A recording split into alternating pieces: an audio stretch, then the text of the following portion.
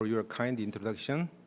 I am very honored to be here to introduce my research program that I established last 23 years. Before I go in details about my research about plant stress research for climate change, I'll briefly introduce the background. Okay, this is a satellite picture of the Earth that we are living. As you can see here, more than 40% of the land is desert and faced with desertification. This is majorly caused by environmental climate change and then resulting in two main issues. One is food production and another one is environmental issue. In 2050, the world people population will be 10 billion, and among them, 15%, 1.5 billion people is suffered from starvation. Therefore, how we can feed the people and how we can save our environment will be a big issue. As plant scientist, I think that one of the ways to resolve this problem can be to do research about plant stress. Thinking about crop productivity, the plant can use their genetic potential only 21%. Most of the crop productivity was lost by environment stress, including cold, salt, and drought stress. Therefore, crop not reaching genetic potential, and we need tolerance genes to control yield stability, and tolerance genes allow yield to be less produced by stress. Plant cannot move, but plant can perceive environmental change, and then through signal induction, it can respond. We are interested in the signaling molecules because when the downstream component is expressed, the effect is very marginal. But however, when we express this, the focal controller, the response is very high. To identify this focal controller component, we use the Arrhenius genetic system, and to isolate the novel genes essential for abiotic stress tolerance. For that, we employed the activation tagging system and generate a huge amount of the tDNA tagging population and isolated the mutant by forward and reverse genetic system and also screened luciferase imaging. So I will present the stress one by one. First, I will talk about the cold stress. When you work with the cold stress, the terminology, cold accumulation is really important, and this is a phenomenon that plants increase their freezing tolerance after a short period of exposure to non-freezing low temperature. For example, this is the same Arabidopsis plant, but when this plant was challenged with the -5 degree 2 days, the plant is completely died. But however, treated non-freezing temperature 5 days 4 degree and treated the same treatment, plant can survive. This phenomenon is cold accumulation. The cold accumulation mechanism is conducted through transcriptional reprogramming of stress response genes which alter metabolic homeostasis. When the cold stress was challenged by this cold stress can change membrane fluidity, and the cold signal is transduced from membrane to nucleus to induce cold response gene expression. For example, this cold response gene has the CRT DRE element. In this element, transcription factor is bind, and this transcription factor is regulated by many kinase, mechanisms, and upstream component is like receptor-like kinase, also calcium signaling, and also receptors. In addition to this, the signaling, the cold stress signaling is epigenetically regulated. In the epigenetic regulation, the eukaryotic chromatin is very complex structure called heterochromatin. But however, when the transcription initiation, this heterochromatin structure should be released, and then transcription factor can bind it and therefore expression of the responsible gene. So therefore, unpackage of chromatin leading to transcriptional initiation is called chromatin remodeling. In this process, many proteins involved. Today, I will focus on histone modification, especially about acetylation. We isolate one mutant, is a host 15. This host 15 mutant is a short freezing sensitive phenotype, and We used the activation tagging system. Therefore, we isolate the gene and found that host 15 encode the protein rich domain and WD40 domain, which has DDB1 binding WD40 motifs. As you know, protein is ubiquitinated and degraded by 26S proteasome-dependent manner. And in this process, many enzymes involved, for example, E1 activation, E2 conjugation, E3 ligation. In the ligation step, there are many ubiquitin E3 ligase. Among them, Clyn-based E3 ligase is one of the E3 ligase is constituted many components, and the DDB1 binding WD40 motif protein functions as Clyn-based E3 ligase receptor, and we found that host 15 functions as Clyn-based substrate receptor. To identify this substrate, we did many approaches, for example, is2 hybrid screening, and also affinity purification and the mass analysis, and found many target genes. And one of the target genes we identified is the histone deacetylate 2C. As you can see here, host 15 can interact with the histone deacetylate 2C, and very interestingly, host 15 protein was dramatically degraded by cold treatment. But however, CBF, this is a transcription factor that is induced by cold, is dramatically highly accumulated. The degradation of histone deacetylate 2C is proteasome dependent and host 15 dependent manner, because when we treated MG132 or host 15 mutant background, host 15 protein was stabilized in the cold treatment, and also host 15 can the ubiquitinate histone deacetylate 2C. This wild-type plant treated cold. The histone deacetylate 2C was highly ubiquitinated, but however, in host 15 mutant background, there is no ubiquitination. This result indicated that host 15 ubiquitinate histone deacetylate 2C and degrade 26S proteasome dependent manner.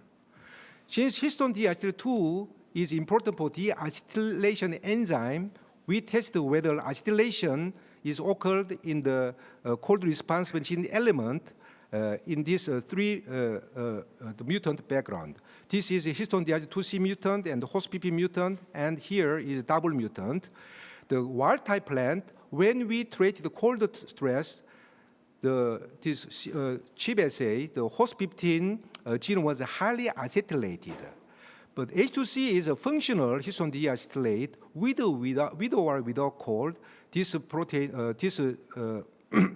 promoter region is not is highly acetylated.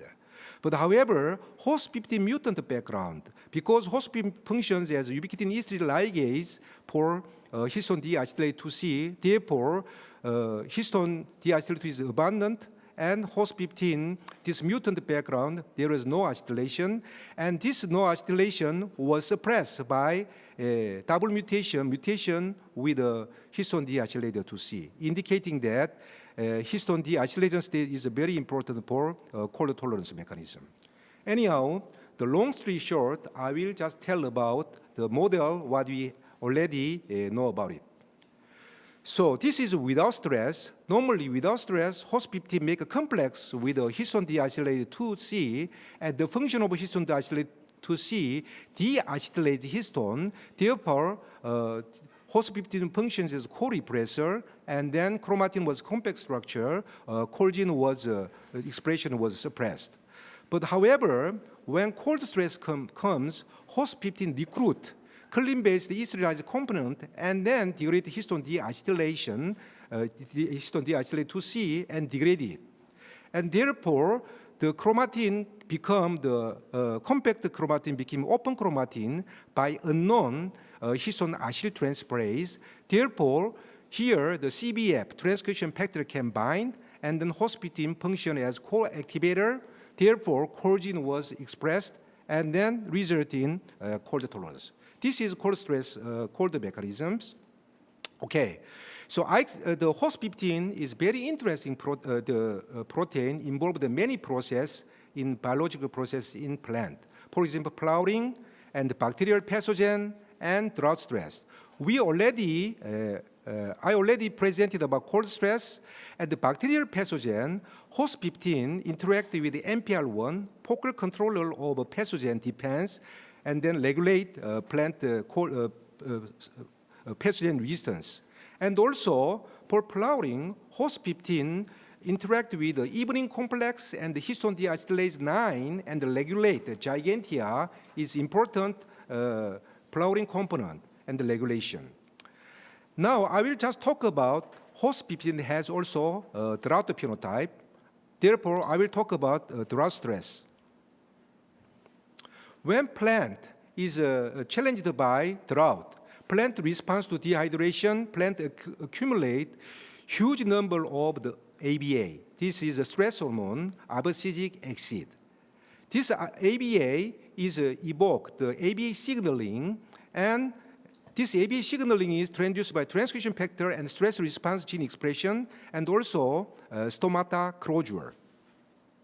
In the ABA signaling, there are three major components. One is PYR, PCAR, the ABA receptor, and the ABI1 and 2 protein phosphatase. He can dephosphorylate OST1 kinase here. But when ABA is accumulated, ABA binds to PIR, CAR, this receptor, and recruit ABI1 and 2 protein phosphatase. Therefore, the host 15, OST1 is sequestered and autophosphorylated, and then phosphorylate the downstream transcription factor, and then phosphorylated. Therefore, the ABA response gene is expressed. Since host 15 is host 15 interacted OST1 and then degraded, we want to know the other component in this ABA signaling is also involved in ABA interact with the host 15. So we tested it. As you can see here, host 15 can interact with OST1 and the other component, for example, SNRK2.3, another E3 ligase receptor, the kinase, and also ABI1 and 2 protein phosphatase, but it cannot bind to PYR, the ABA receptor. Make a long story short, I will summarize the result. We found that host 15 bind the OST1 ABA dependent manner. When ABA comes, host 15 is released from OST1. But however, host 15 interaction with ABI1 and 2 is ABA independent. With or without ABA, it cannot, is always bind together. So the conclusion is, since ABI1 and 2 is the protein phosphatase and dephosphorylate OST1, therefore, without stress, OST1 degraded unphosphorylated OST1 and degradation. But however, when ABA comes, ABA bind to PIR receptor and recruit ABI1 and 2 protein phosphatase, and then recruit the OST1 is released, and then OST1 is free. Therefore, phosphorylate OS1 is activate transcription factor phosphorylation. Therefore, the ABA response gene is expressed. So based on this observation, we found that treatment ABA OST1 protein is kinase highly accumulated. But very interestingly, after 6 hours, OST level suddenly decreased, even presence of ABA signaling. So this is what we called desensitization. But we can explain the accumulation, but however, we cannot explain this desensitization mechanisms. So because we could not find this desensitization mechanism, we have a worry about the headache about this kind of stuff. We met very smart mathematician, Professor Jae-kyung at KAIST. He said he can maybe mathematically remodel the desensitization mechanism of ABA signaling. Therefore, we give a lot of information to him, and he used a computer and simulated, and then he analyzed it. And then my smart student, Akhtar Ali, he did experiments based on his observation. So this picture is when we visited with his lab with my good collaborator Wei Young Kim and Jose Pardo, Spain, together. And this is we are the one team and then try to analyze this ABA signaling. Okay, The OST1 protein stability is regulated by transcriptionally or post-translationally or translationally, and then regulate also positively or negatively. There are many components are involved. So Jae-kyung Kim simulated this component in the computer, and several months later, he just showed two results for us and prediction. So one prediction is pre-OST1 promote the synthesis ABI1, and another prediction is ABI becomes stabilized when it binds to with the OST1. This is his prediction. First, the transcript level.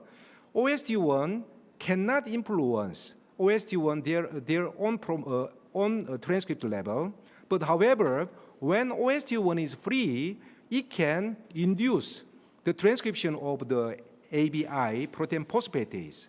Actually, we demonstrated the result. As you can see here, OST1 with or without ABA, the transcription is not changed. But however, when we treated the ABA in this condition, OST1 is a free condition, ABI transcription is highly induced, but and also when we use the ABI dominant mutant ABI 1-1, which one is not released from ABI from OST1, this transcription level was highly decreased. And another prediction about protein stability, what he found is ABI become unstabilized with the PIR and the ABA together. This is very unstabilized. However, when OST1 is bind ABI together, this ABI protein was highly stabilized. This is the result. This is called zero lines, and this ABI 1-1. Therefore, when OST1 is not released from ABI dominant mutant ABI 1-1 in response to ABA, ABI protein level was highly decreased. Therefore, based on this observation, we found two things. One is ABI transcript is induced by OST1, and ABI become stabilized and then block degradation when it bound to the OST1. Based on this observation, we have this predictions model. This is without ABA condition. As I mentioned before, without ABA, ABI dephosphorate OST1. Therefore, dephosphorate OST1 is a resting state. This is OST1 is unstable because host 15 degrade OST1. But however, when ABA comes, ABA bind PIR receptor recruit ABI 1 and 2 and recruit ABI together with host 15. Therefore, OST1 is sequestered and then autophosphorated, and then transcription factor was stabilized. Therefore, OST1 is stable. Therefore, but however, after 6 hours presence of the ABA, the free OST1 transcriptionally actually induced the ABI transcript. Therefore, ABI become abundant, and then the ABI bind OST1 bind was start degraded OST1, and also this state OST1 stabilized ABI 1 and 2. Therefore, the function of host 15 kills OST1, and the OST1 is destabilized, and then desensitization mechanisms. Okay, there are 3 phases of the ABA signaling. One is the resting states, and another is the activation states, another is the deactivation states. In the base level, without the ABA signaling is a base level. But however, when treated the ABA synthesis induce stepwise activation, therefore escalating ABI response because of this OST1. Another name is SNRK1 is activated. But however, after 6 hours, this deactivation mechanism, there are many components, including host 15 and the ubiquitin E3 ligase involved, and then stepwise deactivation, and then ABA response was de-escalated. Okay, this is the drought stress, and now I will talk about the salt stress. When plant is challenged by salt stress, the effect of salinity in plant is as below. First, plant and dehydration, plant is wilting because of osmotic stress, and another is sodium ion is toxic, therefore ion toxicity, and also salinity can induce injury response, including oxidative stress, And also, sodium competes with potassium. Potassium is a very important major plant nutrient, therefore, nutrition deficient phenotype. The Zhang Kangju's lab, using the Arabidopsis genetic system, they isolate the three major components. Source 1 is sodium proton antiporter, and source 2, serine threonine kinase, source 3, calcium binding proteins. When inside sodium is increased, calcium level is increased. Source 3 is a calcium binding protein, therefore, source 3 is activated, myristorated plasma membrane and recruit the source 2 protein kinase, and then source 2 and source 3 together can phosphorylate source 1, and then source 1 becoming a resting state, becoming the active state, and then pumping out sodium outside. This is the ion homeostasis plant. And also, the effect of salinity on plant and their stress adaptation mechanism is very much well studied, and osmotic stress, and then sodium toxicity is ion homeostasis, and injury response, the redox homeostasis involved. However, when treated stress, plant growth is retarded. But however, and also delayed flowering and increased production of the vegetative biomass. However, the molecular mechanism of the plant development and stress adaptation mechanism is unknown. So very interestingly, when you treat the salt stress, the flowering is delayed. And but the reason is because the plant uses energy for flowering used for plant defense. But however, timing of flowering and stress environments is critical for plant to secure reproductive success. Therefore, flowering and salt tolerance is need to be the trade-off mechanism between flowering and salt stress. There is not much work was done in the molecular mechanism how this the plant adjusts this kind of flowering and salt tolerance. The very few years ago, we first time identified a missing link between flowering and stress adaptation is the Gigantea genus functions in here. And this is a flower transition in Arabidopsis plant. There are four major flowering pathway in plant. One is a long day pathway and autonomous pathway and the vernalization pathway and GA pathway. In the long day, photoreceptor and circadian pathway here, Gigantea is a focal controller, and Gigantea interact with the blue light receptor FKF1. These functions ubiquitin E3 ligase together, it degrade CDF1. CDF1 is dope-like transcription factor. It regulates constant expression and constant regulate fluorogen FT. Therefore, mutation of GI is flowering is highly delayed, and also GI overexpression promote flowering.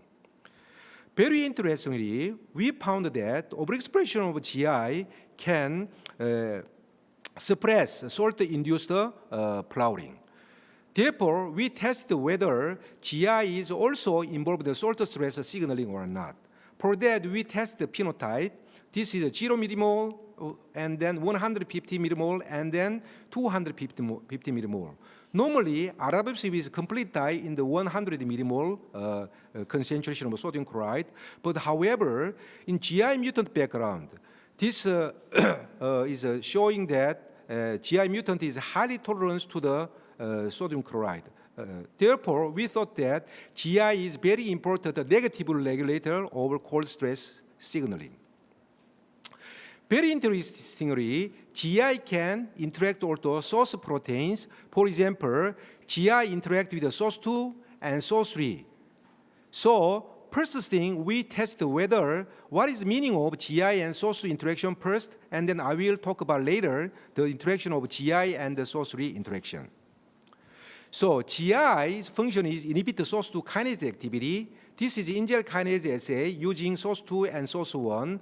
When you source 2, source 1 protein is highly phosphorylated by the function of considered to be active form of source 2 function. But however, GI together, it inhibit the source 2 kinase activity here. And also, in vivo assay, when the protein is phosphorylated, the band shift is there. But when we use the two alleles of GI mutant, one is a point mutation and another one is NOGA mutant, the GI protein is highly phosphorylated, indicating that GI inhibits SOS2 kinase activity. Now, another interesting finding is GI degraded upon salt stress. When treated salt stress, GI protein is highly degraded. But however, when you treat MG132, 20x proteasome inhibitors, the GI protein degradation by salt was highly degraded, indicating that GI is degraded upon salt in 26x proteasome dependent manner. So this is a model for GI as negative control of salt tolerance, how it do. So without salt stress, GI inhibits SOS2 kinase activity, therefore SOS1 is inactive. But however, when salt comes, inside the calcium level is increased calcium level, this component can perceive it, and then GI is sequestered and then degraded. And then SOS2 and SOS3 together activate SOS1, go to plasma membrane and phosphorylate, and then phosphorylated SOS1 becoming active state and then pumping out the sodium. So this is the model what we identify. Now, GI was known as originally salt involved in salt tolerance. However, the originally known as the flowering and circadian component, but we demonstrate GI is now involved in salt tolerance. Therefore, we tested whether this source component is also involved in the flowering, because this is originally identified salt tolerance, but we showed that it can interact with the flowering component of GI. For that, we have caption two source proteins function in flowering under salt stress. This is without salt. We have several mutant. One is wild type here, and SOS1-1, SOS2 mutant, and SOS3 mutant. Without salt stress, they flowers normally. But however, when treated with salt stress, wild type plant, SOS1 mutant, SOS2 mutant can flowers. But however, SOS3 mutant, there was no flowering, indicating that SOS3 is required for flowering under salt stress. Before I demonstrate that SOS3 can interact flowering component of the GI, we tested whether this SOS3 and GI interaction is dependent on sodium and calcium, because calcium is induced by salt treatment. This is normal state. There is a normal interaction, but however, when we treated the calcium or sodium chloride, this interaction was a highly strong interaction. And also, when we treated the EDTA, is calcium chelate. This kills interaction. And also, SOS3-1 mutant, whether the source protein, 3 protein, the EF and the 3 motif was deleted. There was no interaction, indicating that the SOS3 and GI in the nuclei is calcium and then sodium dependence. Now, we found that SOS3 has multiple functions. One is involved in salt tolerance, and now we found that it's involved in flowering. Then, maybe flowering is involved in the nucleus, therefore, it may be the cytosolic function and nuclear function can be divided by different alleles of SOS3. So we tested it.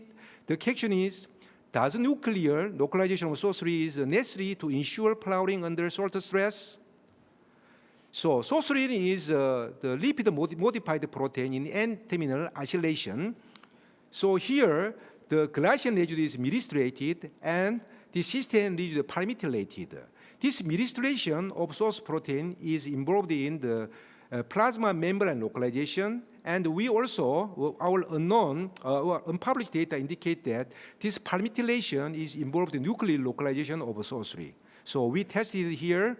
Normally, SOS3 protein is localized in the membrane, nucleus, and also cytosol everywhere. But however, when we mutated cysteine to the alanine, non-palmitoylated mutant, here, the wild type SOS3 can localize cytosol and nucleus. But however, when you mutated this cysteine to alanine, The SO3 is the cytosol, but they cannot enter to the nucleus. Using these alleles, we test the phenotype. This is flowering phenotype we tested first. This is wild type, and without salt treatment. This is salt treatment here. And also wild type here flowered in the presence of sodium chloride, but SO3-1 there was no flowering, and then here we complemented the bacteriolone, no flowering, and then full length of wild type SO3 they can complement and flowers, and the glycine to alanine mutation of SO3 is a plasma membrane localization. It can complement. However, when we complement the SO3 palmitoylation mutant, they cannot flowers, indicating that nuclear localization of SO3 is required for flowering under salt stress. Then now, how about the salt tolerance phenotype? This is wild type here. This is SO3- mutant here. And we complement the full length. It can complement tolerance to the salt stress and glycine to the alanine and the plasma membrane localization. The SO3 cannot make a tolerance, indicating that this glycine to alanine mutation is required for salt tolerance. However, when we complemented to the cysteine to alanine palmitoylation mutant, it can also partially complement the salt phenotype. Therefore, nuclei localization of SO3 is not required for salt tolerance. Using this genetic system, we could divide the biological function of SO3 in the nuclear function and cytosolic function. Then, in the nucleus, how SO3 and GI regulate flowering under salt stress? In the flowering, normally GI make a complex with the FKF1 and negatively regulate the CDF dot transcription factor and the regular constant expression. Because SO3 interact with the GI, we thought that maybe SO3 can make a complex with the FKF1, GI, and SO3 together, and with or without salt. So we tested it. As you can see here, GI, FKF1, SO3, they can nicely make a complex together. And also, SO3 is associated when we did chip assay using constant, this target gene promoter region, this GI and FKF1 binding site, SO3 can bind. And also, this binding with the salt stress was greatly reduced when we use the cysteine to alanine palmitoylation mutant, indicating that the GI, FKF1, SO3 make a complex and regulate the constant expression and then induce salt-induced gene expression. Okay, this is a model. So there are SO3 has two functions. One is involved in the salt tolerance, making complex with the SO3 and the SO3 together. And another function of SO3 is make complex GI and SO3 together going to nucleus, and then make complex SO3 and GI, FKF1 together and regulate constant, therefore involved in flowering phenotype. Now I have some 10 minutes. I'll just briefly introduce another research recently I'm focused on. This is desert in China. As you can see here, even in desert, the plant can grow, okay? There are two kinds of plant. One is glycophyte, is a stress-sensitive plant, and halophyte is a stress-tolerance plant. Arabidopsis and almost all crops we are using, the rice, wheat, and corn, is stress-sensitive and glycophyte. But halophyte, Trunjella salsugenia, we isolate is Arabidopsis relative, and genetic approach is possible. So, this is a cold salt stress. Normally, Arabidopsis plant is completely die in this 500 millimole is seawater level concentration. But however, salsugenia can live. And also, 24 degree, 12 hours, the Arabidopsis can completely die. But Trunjella salsugenia is survive. So this is very interesting. Arabidopsis relative, the genetics can be employed. So 34 million ago, Arabidopsis and halophyte plant, they come from the same origin, but during long time of evolution period, this was divided Arabidopsis and Trunjella. So Arabidopsis genome, when we started this study, Arabidopsis genome was sequence is already known. Therefore, we started collaboration Hans Bonat group and Zhang Kangju group in the KAUST. We start to sequence the whole genome sequence Tulungella salsugenia and compared Arabidopsis and Tulungella salsugenia. This is the assembly of 7 chromosomes of Tulungella pabula. It's another known as the halophyte. This is Arabidopsis has 5 chromosomes, and salsugenia has the pabula has 7 chromosomes. We compared, and long story short, we found very interesting finding that there are tandem duplication event, especially and cold tolerance, cold or salt stress tolerance gene was exist in Tulungella pabula genome, like a PIP, for example, MIP47 and HKT1 and the CBL10. So I will talk about what is the function of this duplicated gene function in the halophyte. To make a long story short, to summarize, normally the glycophyte plant, this HKT1 is functions as sodium influx, and also one of the copy alleles of halophyte is TSHKT1 is like Arabidopsis. But however, another allele of HKT 1.0, maybe gene duplication event is occurred and then functions as sodium potassium co-transporter. This is evaluation very important to make a tolerance. Therefore, we test whether the halophyte and the glycophyte, this HKT1 amino acid sequence is altered or not. And very interestingly, we found that amino sequence in the second for loop region and the genes transmembrane domain are aligned. The halophyte mutant have mostly aspartic acid residue and glycophyte asparagine. Therefore, we did point mutations. And then we using this slide, we tested it, and this is wild type, and this is HKT1 knockout. When we mutated Arabidopsis gene, the asparagine to aspartic acid, the Arabidopsis, normally Arabidopsis plant is glycophyte becoming halophyte plant. This is very amazing result. And then this was also applicable for the crop plant like a tomato. Jae-young Kim at Gyeongsang National University got the information from us. When he did the CRISPR and Cas9 method, and he did the genome editing, changed the asparagine to aspartic acid, he found that tomato plant also tolerance to the becoming halophyte, the phenotype. And then we did also biochemical assay using the PatchClam, using the Genopus oocyte, and then we tested the function of these different mutation of alleles of HKT1, HKT1-2, and then asparagine to aspartic acid mutation and aspartic acid to asparagine mutation. As you can see here, HKT1 in Arabidopsis functions as a sodium transporter. Therefore, they only transform the sodium here. But halophyte is co-transporter, sodium and potassium is transport. But when we mutate the Arabidopsis HKT1 to asparagine to aspartic acid, this can become co-transport sodium and potassium together here, like a halophyte. And also, when we mutate the aspartic acid residue to alanine in the halophyte become glycophyte. So using this approach, we demonstrate just single point mutation is very important for the halophyte trait. Okay. So now our lab working on 3 major questions. The first thing is, do plant adapted to extreme stress environment possesses unique determinant to make a more stress tolerance?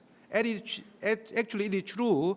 The halophyte plant genome sequence revealed that there are many unique determinants.